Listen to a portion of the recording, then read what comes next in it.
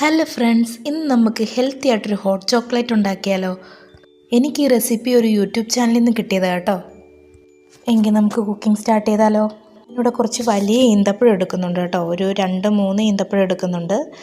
അതുപോലെ dark chocolate എടുക്കുന്നുണ്ട്. ഞാൻ 72% ഡാർക്ക് ചോക്ലേറ്റ് ആട്ടോ എടുക്കുന്നത്. താല്പര്യം അനുസരിച്ച് ഏത് ചോക്ലേറ്റ് വേണമെങ്കിലും എടുക്കാം. പിന്നെ നമുക്ക് ഇതിനകത്ത് വേണ്ടത് പാല് വേണം. ഞാനിപ്പോൾ മുരളിയുടെ കവർ പാലാണ് എടുത്തേക്കുന്നത്. ഇത് നമുക്ക് വേണ്ടത് നമ്മുടെ മസാലയ്ക്കകത്ത് വരുന്ന കറുവപ്പട്ടയില്ലേ, അത് ഒരു പീസ് എന്തെങ്കിലും മതിയായിരിക്കും. അടുത്തതായിട്ട് നമുക്ക് ഈ പാലൊന്ന് തിളപ്പിച്ചെടുക്കണം കേട്ടോ. ഇനി പാല് തിളച്ച് കഴിഞ്ഞതിന് ശേഷം ഒരു 2-3 ഈന്തപ്പഴം എടുത്തിട്ട് ആ ചൂട് പാലൊഴിച്ച് കുറച്ച് നേരം ഒന്ന് കുതിർത്ത് വെക്കണം. എന്നിട്ട് ഇത് നമ്മുടെ മിക്സിയുടെ ജാറിലിട്ട് നല്ല രീതിയിലൊന്ന് അടിച്ചെടുക്കണം. എന്നിട്ട് ആ അടിച്ചെടുത്ത പാലും ഈന്തപ്പഴം എല്ലാം കൂടെ നമുക്ക് ഒരു പാത്രത്തിലോട്ട് ഇട്ട് കൊടുക്കാം.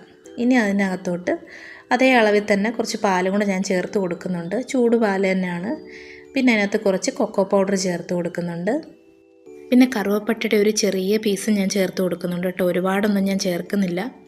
അത് കഴിഞ്ഞിട്ട് നമുക്ക് ഗ്യാസ് ഒന്ന് ഓണാക്കിയിട്ട് നല്ല രീതിയിലൊന്ന് മിക്സ് ചെയ്ത് കൊടുക്കണം.